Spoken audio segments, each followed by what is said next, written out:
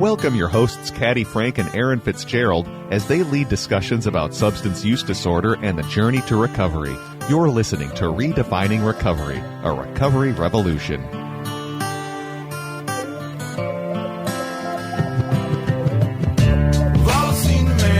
Oh my goodness, I love that tune. I just gotta let that roll in there. Good day, everybody. My name is Caddy Frank. I am your host of Minnesota Recovery's Redefining Recovery, a recovery revolution.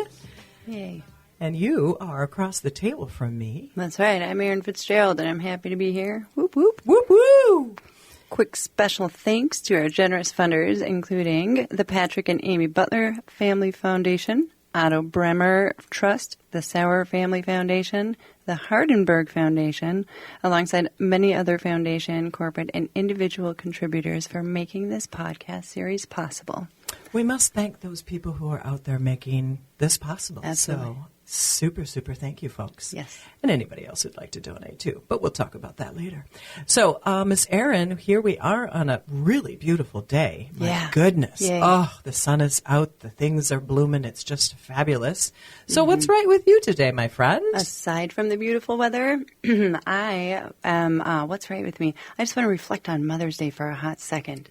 I got to spend it with 4 mothers who, 3 of us came together in just kind of random ways, and all have similar experiences and stories. And had we not just opened up and spoken about life, we wouldn't have known that and created the bond that we have. And so it's just really nice to have those kind of ladies in my life. We didn't meet in recovery or through recovery, but we just have very similar stories. And then also my stinky daughter, I don't know how she does it. I don't know when she does it. She finds pictures of me when I was younger. I don't know. I probably handed her the book and walked away. I did, I'm sure, plenty of times. And she either takes the picture or takes pictures of the pictures, and then she posts them. Oh, my. I suppose that was a little surprise for you? Yeah, she had posted a picture of my 19th birthday when I was in Mazatlan on spring break with some girlfriends. That was a fun picture to look back at. I bet. Wow, that's really cute. That's interesting. She's just a little spy for you. Yeah, she's so sneaky. Just a little sneaker there. Yes, not little. She's a grown woman at this point. Is. She's a wonderful grown woman. I'm very grateful for her. Wow, that's really fun. Yeah. How about you, Caddy? What's right with you? What's right with me today? So I told Erin it's going to be kind of a funny. So my dear sweet neighbor, Marlene, she is having her roof redone. So she texted me late last night. She's like, oh, by the way, I'm having my roof redone. And she said, they're going to be there early. And I was like, oh, great. I'm like, oh, I have to get up early. So they showed up about 6:45, which is just a wee bit earlier than I'm used to getting up. And I was just giggling because it's like all these tromping feet and banging on roofs and languages being spoke that I don't understand. And I just thought, wow, I live in the city. This is really cool. This is just really cool. And it's a beautiful day. And so my neighbor, because if anybody knows about getting roofs done, it's loud inside your house. And then she can't be in her own backyard. So she's like, by the way, I'm in your backyard just having my coffee. Surprise! So I woke up and I went out onto my little deck I have, and there she was sitting on our lawn furniture in the back. I'm like, hi! And then I turned to the guys on the roof next to me. I'm like, hi! And I'm crazy looking. I got the hairs all over the place. I got the jammies on. And, I'm just all that in a bag of chips. Yes. But it just made me giggle this morning because life goes on. We just got to do what we got to do. So cute. Yeah. So we are going to have a show that is a little bit more of a surprise because the guest that we had just unfortunately wasn't able to make it today. So we came up with a topic when we're going to call it Planting the Seeds of Recovery. And where we're going to go with this conversation is there are folks out there who aren't ready to stop. And I think there's a lot of people who struggle with the people that won't stop with their substance, whatever that looks like. Or there's people that might go back to their use. And those people who care for those people get really confused. Like, why would you go back to that? Yeah. And there's also people that don't recognize that maybe they are struggling with substance but other people recognize it in them. Yeah, yeah. I think that was probably a little bit of my journey in the beginning. I'm like, hey, I'm just having fun. Right, yeah. You know? And so we want to talk about how you can be supportive to individuals about planting these seeds. It's one of the things we discuss in our class, and that when we just talk about things and talk to people and meet them where they're at versus try to tell them what they should do or just stop drinking. That was a conversation we had with a lovely human here at the station. And talk about that word just. Yeah. Because we were talking about that. Because if we just stop drinking, boy, wouldn't that be great. Mm-hmm. But just, you said it earlier, what is that? Well, it can really minimize things, right? Mm-hmm. If I'm saying like, well, I'm just a peer recovery specialist. Mm-hmm. Yeah. I'm like, you're not just a peer recovery specialist. That's fantastic. Mm-hmm. I say just about lots of things. Yeah. I'm just a partner to my guy. Mm-hmm. No, I'm a partner to my guy. Mm-hmm. So we can really minimize individuals if we try to say, this is what you should do. This is just the thing that needs to happen. Why can't you do that? Mm-hmm. And there's a lot of people that struggle that, I think you said it, Erin, it was really interesting, and that is sometimes people don't know that they have a problem, but other people recognize it. And then when we say, well, can you just drink a little bit less, or can you use a little less pot? Can you just do that? And then they look at you like, no, yeah, I can't. Either I can't or I just don't want to just yet. Yeah. Mm-hmm. So where do we go from here? Mm-hmm. So when we're working with individuals, we're living with individuals, we're the neighbors of individuals, and we see a struggle, remember, you don't know everything that's going on in the background. And there are a lot of people that carry a lot of struggles, and they use some sort of substance to take away the pain, numb the pain. And if we come up to them and say, you know, I've just been like watching all your recycling in the recycling can, and I really think you should just pull back from, you know, this, that, and the other thing. You noticed I have a recycling problem? I'm a good recycler. They're all going in there versus in the can. Yeah. Trash can. Right. And so how can we then support the person and not exit their life and still be able to have just regular conversations with them, knowing that they're doing something that we think is unhealthy and we think that they should change and we want them to change because we know that there's something better and healthier. But how can we support them without being pushy and just giving them the space to make those decisions on their own? Yeah, or being judgy. Yeah. That judgy thing. And that judgy. So I'm going to tell a quick story. Please do. So my garage got hit a couple years ago and had it rebuilt. Let's not talk about insurance right now. But anyway, so I came home and the garage is being constructed. And I was noticing there were some like boards that weren't quite where they should be and stuff on the ground. And I thought, okay. So I started just picking up stuff because it's my garage. Thank you very much. I want it to be clean in here as much as it can. So I opened up the recycling bin. Speaking of recycling, well, guess what? There are a bunch of beer cans in there. Now, I'm in a home where nobody's drinking anything, and nobody does.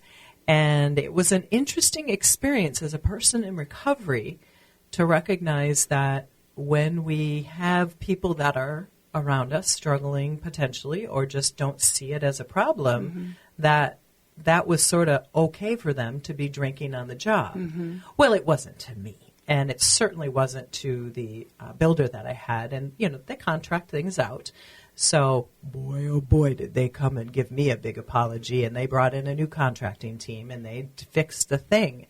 But that was like a real interesting moment where I'm like, this individual possibly doesn't see that they're really doing anything wrong because that's how they make it through the day. And how many people, and I'm using air quotes here, make it through the day with some sort of substance tool. Yeah, crutch of some sort. Yeah. I mean, it was a real big moment for me to just sort of like, for a second, I had to put myself in someone else's space. And then I, of course, had to speak up for myself because this is, this is being done.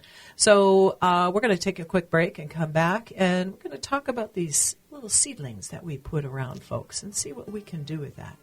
Great. Thank you.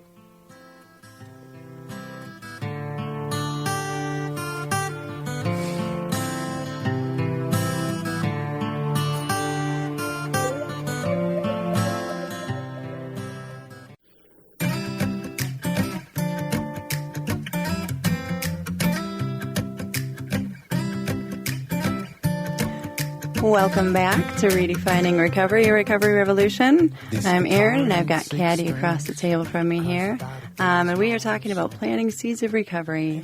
And we were just thinking that it doesn't necessarily have to be substance related when we're planting seeds to folks. So we're talking about substance use because that's what the show is about, but maybe just putting other twists on it so that it can be more relatable for folks.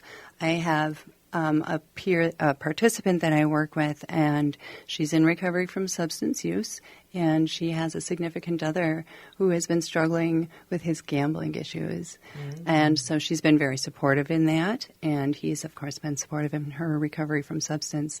But a situation that came up recently was she wanted to get a part-time job working pull tabs at a bar. She felt confident that she could do that without feeling tempted to drink because that wasn't really the substance that she was using. But she's concerned that her significant other will come in and want to visit with her while she is selling these pull tabs. And so it's, just planting seeds, the conversations that they have. And she likes to get advice from me because, again, it's similar situations. Mm-hmm. It doesn't matter what the situation necessarily is. Yeah. That's so interesting that, sometimes you wonder, why would she want to go to a bar and do pull tabs when she's got somebody who struggles? But maybe it's an environment that she knows people and it's comfortable and it's the right hours. And it really is all of those things. Plus, it's really conveniently close to home and she's just familiar with the people, Yeah. So sometimes we have to kind of hedge our bet on, no pun intended, sorry, that was inappropriate. We have to just sort of look at the situation. It's like, what's going to work out? But then having that conversation, and she's had that conversation with you, and maybe she's had that conversation with her partner. Yep. And we hear stories out there of other addictions that are going on. Because again, when we talk about the term addiction, it's that I can't stop doing something, whatever that something is. I need this thing. I'm coffee addicted. Right. Yeah. I'm sure there's a parent or two or an adult or two out there that is very much into their gaming. Sure. And there's all kinds of stories out there about individuals that have, been locked themselves in basements and they do bathrooming in certain bottles nearby because they can't break away. Unconventional ways of using the restroom. Unconventional ways. And I bring that up because it sounds horrifying, and then it sort of sounds like we just giggled about it. But these are people who cannot break away. Yeah. They are tied in. This addiction, that dopamine hit is that obsession. On fire, folks. And if you think about it, the whole idea around addiction is that you're getting something out of it. Mm-hmm. Is it food? Is it gaming? Is it gambling? Is it sex? Is it shopping? I know. I love a little retail therapy. I went to the dollar store yesterday for work. I was really happy to be in there, but I went in and I went out.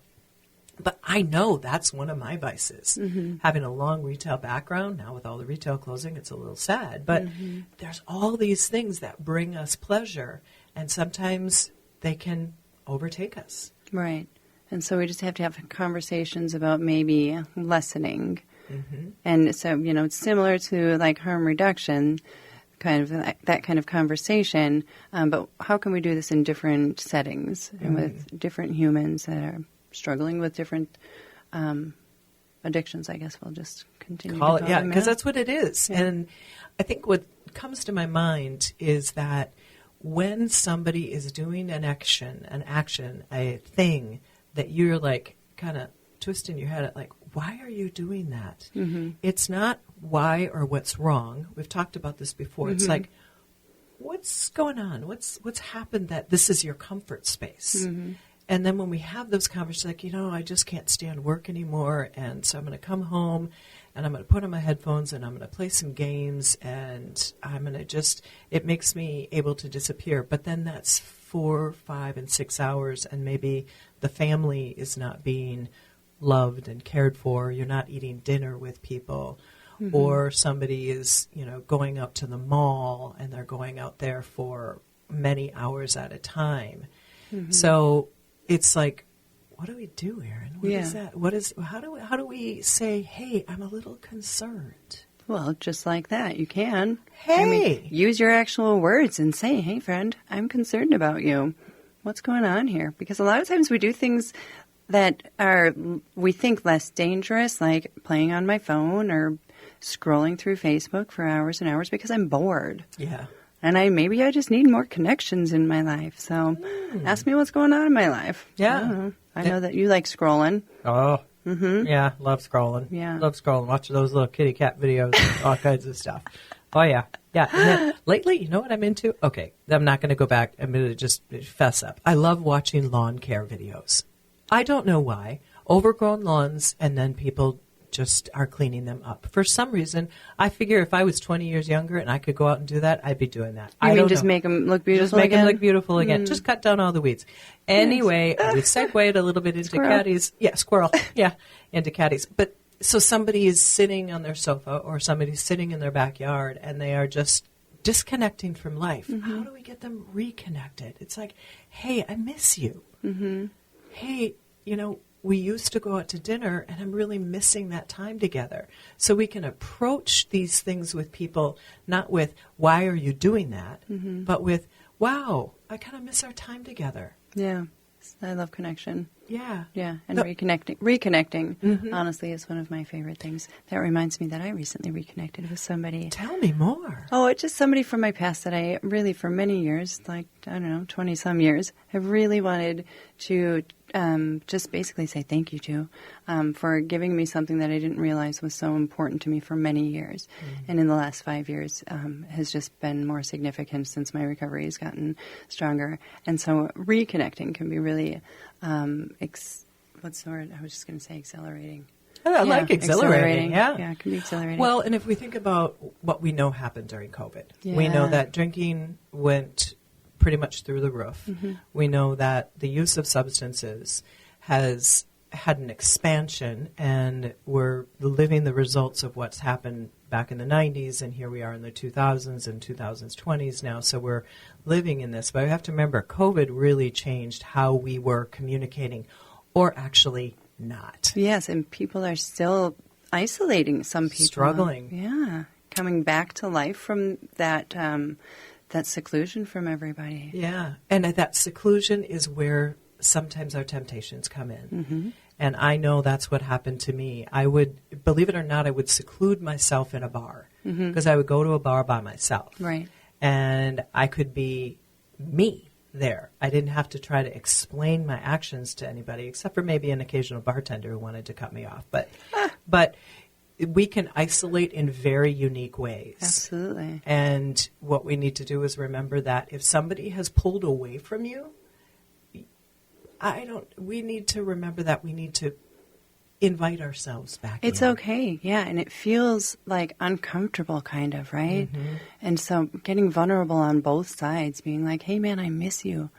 That's where we really get to build those good relationships and bring people back. Yeah. So I know that, and then life circumstances, wherever you are in the age contingent, there are parents or siblings that get sick or die, and that can make us go into our shell a little bit more. I've had a couple of shell moments because of my father passing, but we have to remember when people have big life events that take place, this is another time when it's not the, hey, how you doing? It's, hey, can we go out to lunch? I'd really like to see how you're doing in person. Yes. And if somebody doesn't want to do that, then say, hey, can we FaceTime? I miss actually talking to you. Can we just talk on the phone? That connection thing is important because if we can get away from texting, love texting, don't misunderstand me. Love it. But I know that when I get on, like last night, I avoided a phone call from someone because I needed to have some downtime. And so I texted them this morning and said, sorry, I needed some downtime last night. But I said, I'm going to call you later today because I realized what I've done is that I've did a little bit of isolation. I did a little bit of like, oh, I don't want to talk about stuff. And then I realized, Caddy, that's not good for you. Yes, I do this frequently. Yeah, I'm very good at ignoring people. Yes. And so are other people. Yes. And so when other people are, let's not use the word ignoring, are avoiding us. Avoiding, or maybe they know that we know that we know that they know that something's going on that might be an unhealthy activity. So they just want to separate because they're afraid of the judgment or their own shame coming on them. And so this whole idea of planting seeds with people is like, hey, I just want you to know I've been thinking about you. That could come in a text with someone. And maybe you don't get a reaction, but then you maybe make a phone call, say, hey, just following up that text with an actual voice. Here I am. Yeah, or depending on if you know the people or who they are, how they would react to like a silly GIF. Maybe they would actually respond to something like this, or I don't know. Generally, I feel like these, when we're reaching out to people, it's somebody that we know and love, right, in these scenarios. And so personalize it. You don't have to make it so straightforward. You can. Which, I mean, you know what I mean? I love that idea. Love that idea. Just a random, I don't know, can't do ice cream on the front porch because that would be just awesome. But yeah, like maybe just a little bit of flowers or a card. Yeah. I mean, wow. What a great idea. Like a handwritten card? Ooh, even better. Saying, I care about you. Not even I miss you, because that could make someone feel a little bit bad about not connecting. But, hey, I'm thinking about you. I just want you to know I do love you. Remember that time? Yeah. Maybe throw a memory in there. Love that. Positive memory. Let's just make sure it's Well, positive yes. memory. Yeah. Yeah, because a lot of times when people are struggling and they're isolating and they're not wanting to talk about what's going on, they're living in that shame space. Focusing just on the thing. Yeah. And what we need to do is say, there's a lot of good memories too. Yeah, for sure. Like what your daughter did to you on Mother's Day. Send you a picture of yourself at 19 years old. Loving that, thinking that's fabulous. It was fabulous. Yeah. So when I have been with individuals that I know have been struggling and myself, it's that whole idea of stretching out of our comfort zone. Because if we stretch, then somebody else might stretch. And I admittedly have tried to stretch out of my comfort zone with somebody who's got somebody who's struggling. And I am now recognizing I kind of dropped the ball because I wasn't exactly a person in recovery who works in the field. I wasn't exactly sure what to say to someone. You'd think I'd have this down pat. Yeah, some days are better than others. And sometimes it is hard, but I'm now recognizing I'm going to give this person a phone call, but first a text just to say, hey, in a while, want to reconnect and find out how their person is doing. Because there's a lot of people involved in this situation. And so sometimes the main individual who's sort of like poking the bear on this is so lost that they're reaching out, and it's on the person they're reaching out to say, oh, this is so uncomfortable, but I'm going to have this conversation. And so remember that if you think you're uncomfortable, think about that person who's struggling. Yeah. And what if you get like pushback from the person that you're trying to connect with? I think, yeah. What do you think what have you done if you've reached out to someone? What have you done when someone says, no, I don't want to talk about that, or no, I'm okay? So I guess I just think back to a gal who I met in the walls of AA, but she didn't necessarily belong there. And so I'm glad that we met there. But she had talked to me about drinking alcohol, and that wasn't the substance that she had struggled with. And so we just had some conversations about where that would go and how it would lead and how it wasn't a problem. And so she was giving me a little pushback because she didn't want to talk about it being a problem or a potential problem. And so we just kind of dropped it. And I said, you know what, we are just going to watch and see what happens, like if you want to continue to do this. And sure enough, she doesn't have a problem with alcohol. She's just been kind of chilling and relaxing and doing life as she is. But, she gave me resistance, but she was right in that case. Interesting. Well, it makes me think of someone that I know, too, a lovely woman who I met years ago, and I was going to Al-Anon. I had a partner at the time who was messing with my head. I'm just going to say it like it is. And so these are the other things that happen where individuals who are in relationships with people that are struggling, like that tight relationship, sometimes when you need help to help yourself, to possibly help the other person. And so I went to this group, and I was getting what I sort of needed out of it. You know, we test drive stuff in recovery. AA could work, Al-Anon could work, NA could work, Narcotics Anonymous, all these different things. So there's all these seeds that can be planted, and sometimes they stick, and sometimes they don't, to your point. And so I remember I met this woman in this Al-Anon group, and I had that moment where you like, beep, beep, beep, beep, beep, beep, beep. I like radared in on her, and she was talking about her partner at the time. And we met after the meeting, and I said, you know, I'm so glad you're here. I'm so glad you're, you know, part of this group. And I'm like, so tell me how you are. She's like, oh, I'm just fine. I'm just fine. It's all about that person. And I said, okay, you're lying. She wasn't lying. She just wasn't quite ready. And I just said, you know what? I go to this AA group. This is many years ago. Love AA. Saved my life. Will always say that. And I said, if you ever want to go with me, if you think that's something that you might want to just be part of, why don't you? And she came one day. Yeah. And she admitted at that point, well, it isn't just her partner. It's her too. But I left that open invitation like you did for your person. And we're talking about specific programs at this point, but sometimes that's an entry point, right? Yeah. We just know that these are the things that we do or we have done. And then all of a sudden we encounter people that's like, well, you know, I tried that and it really didn't work. Okay, well, what else could work? So planting those seeds of what recovery can look like. Right. And now this person has been in recovery for upwards 14, 16 years. Wow. And doing great. And the partner is no longer in her life and they're doing their jam in the world.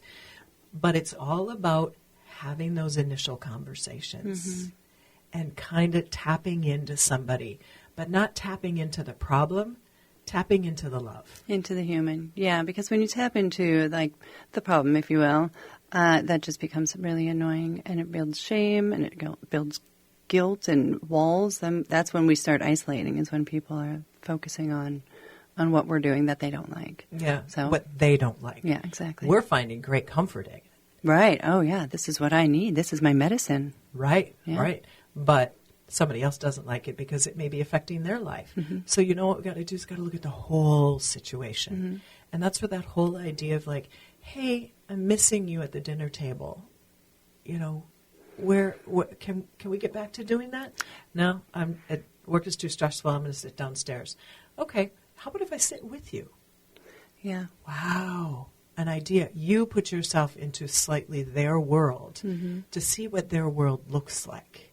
Because sometimes we have to say, versus putting up a wall around somebody or a wall to someone, we have to say, maybe I need to change a little bit to see what's going on in their space. I'm going to put up a ladder and see what's going on up there. A ladder. Or actually put a little doorstop in the door. There you go. So you get a little crack into their space. And these are the little things that we want to tell people who are struggling with somebody who's struggling, because that's a painful place.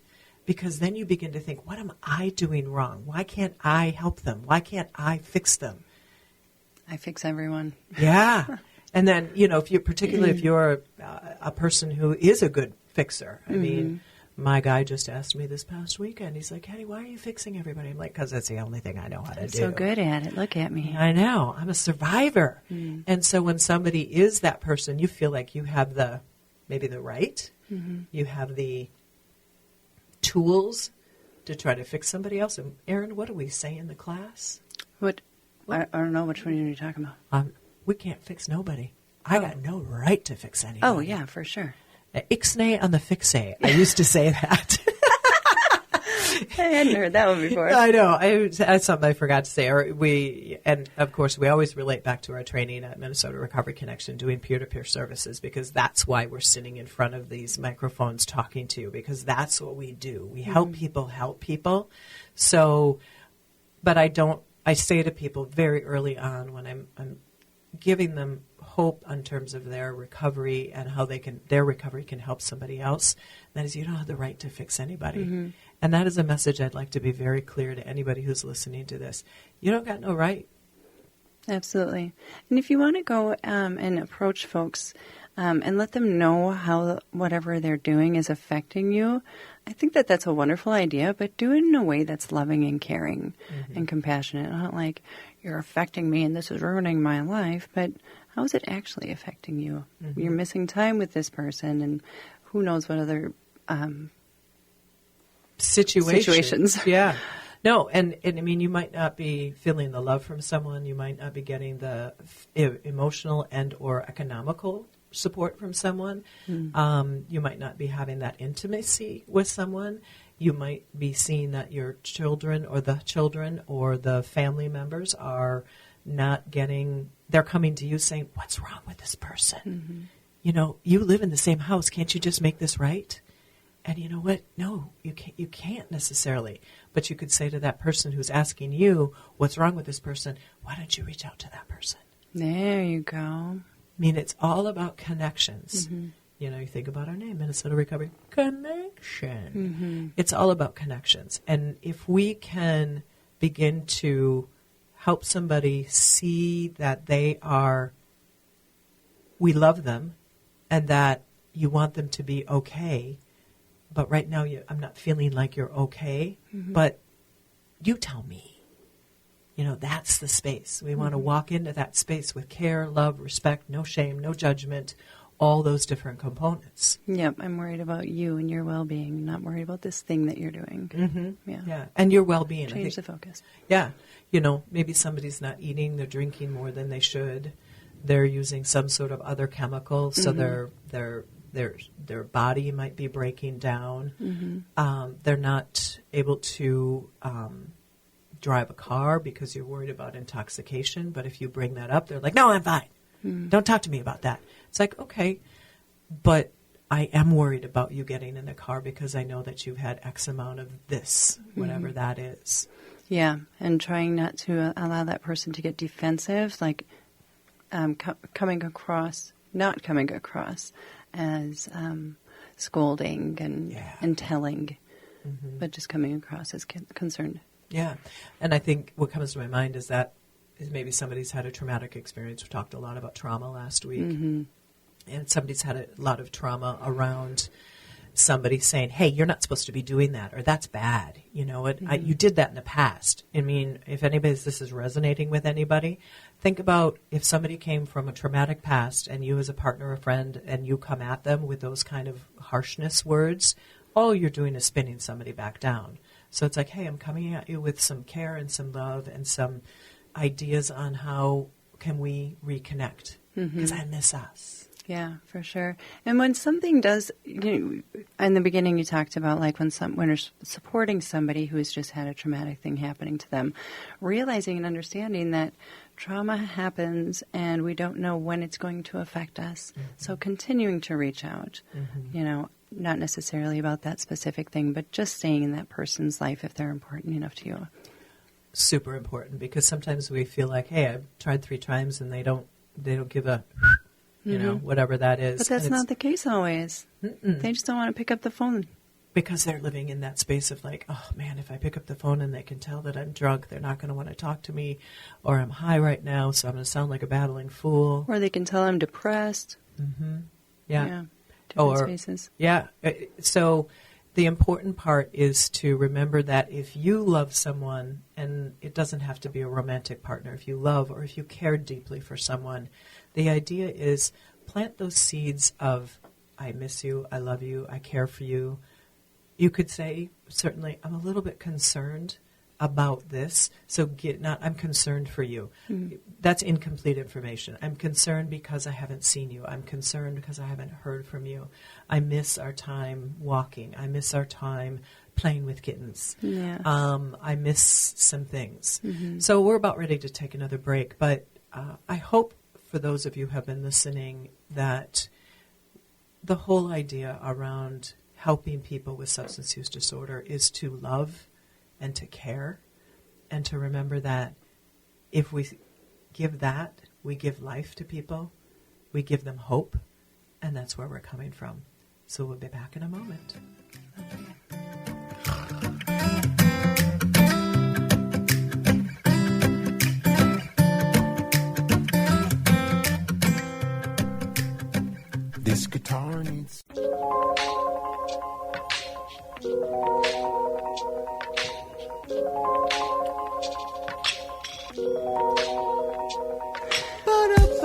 Welcome back again.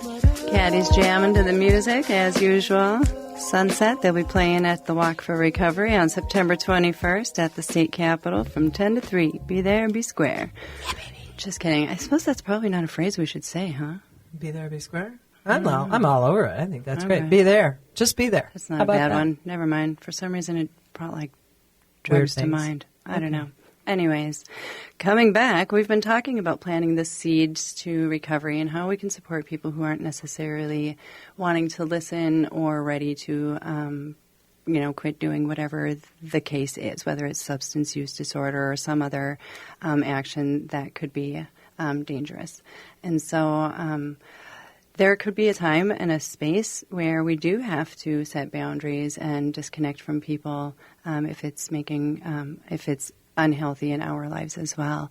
But one thing that I just want to encourage folks, and we'll talk about it a little more, is, if you do have to set those boundaries and separate from that person, if they become healthy to your standards and they want to re-enter your life, I would encourage you to allow that with open arms, because they heard you before and now they're coming back for whatever that case may be, whatever the reason is. Maybe they want to make amends, or maybe they just want to say thank you, or, whatever.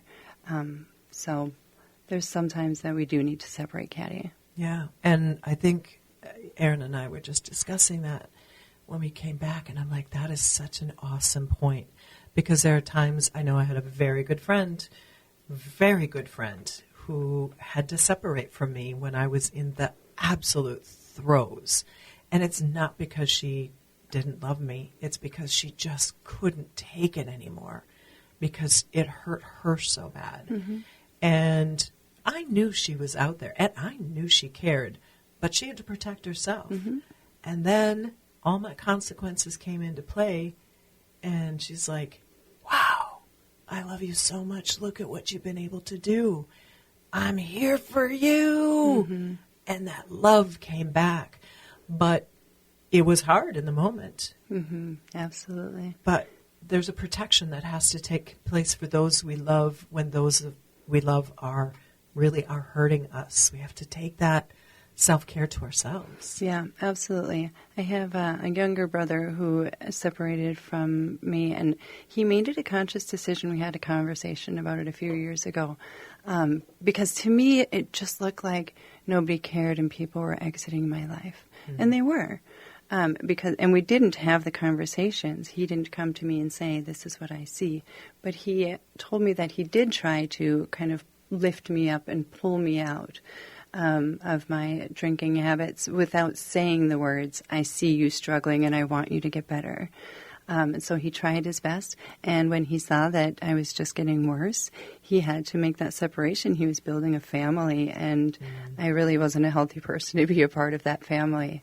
And so we've obviously reunited in our family. But yeah. And it takes somebody getting even a little bit better. Mm-hmm. Sometimes, those words that he spoke to you and those mm-hmm. words that he wasn't able to utter in a way that you could hear at the moment, mm-hmm. you heard somewhere deep in there potentially. Yeah, and also because I struggled and I had periods of sobriety and then I would go back and sobriety and go back, he saw that in me, and so I think he was hesitant to come back into my life at certain times mm-hmm. because they saw that cycle. Erin's mm-hmm. just going to go back. Like, how long is it going to last this time? We've got her today, where she's going tomorrow, mm-hmm.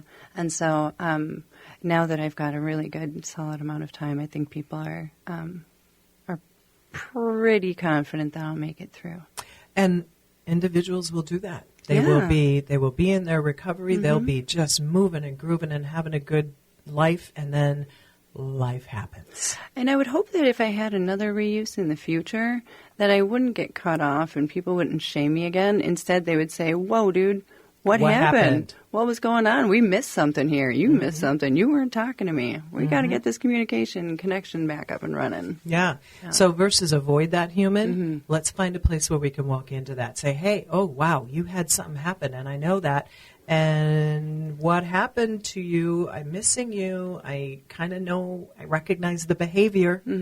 And I want to step in and let you know I'm still here. Yeah. I'm still here. Yeah. I'm still here. Because let's maybe not go back in time. Let's go forward. You know, how do we let you get into life again versus hit that wall and then get stuck? Because, man, I've heard stories about individuals who have had a long recovery and then have a situation happen and then they're stuck in that space again. And they can get out, but it can't do it alone. Can't do it alone. Yeah, and sometimes it can be hard to be the person on the other side to reach out over and over and over again. We understand that. Yeah. Yeah, if you've got it in you. If you can do it, but you know what you can do is, let's say you're part of a community, a tribe of friends, a group of friends, make it a group effort. Yeah, not like an intervention kind of effort. No. But yes. But just make the phone calls, send the texts. Yeah. Whatever that contact is. Individually. Yeah, just say, Kindly. hey, yeah. And I had a wonderful group of women that I was with in the throes of my addiction, because I had a long addiction with alcohol. And, the stories that I could tell that I won't tell because I would probably be so embarrassed. But they all stuck around me, even in the worst of the days. Kind of laughed and kind of rolled me into bed periodically. But today we all are still friends, and they saw the ugly, and then they said, wow, look at you now. And we all are loosely still connected, and one of my friends had a tragedy happen, and she didn't struggle the same way, but there were issues that she had that she kind of went back to behaviors. But we just have stayed in contact, and her tragedy will take years for her to get over, if ever. But she can get better. But it's about staying in contact with people. And if behaviors become surfaced again, say, hey, is there anything I can do for you? Walk you away from maybe the behavior, or bring something new in to enlighten somebody. It's like, okay, I see that, but what about this? Yes. Also, can I just throw one other thing out there?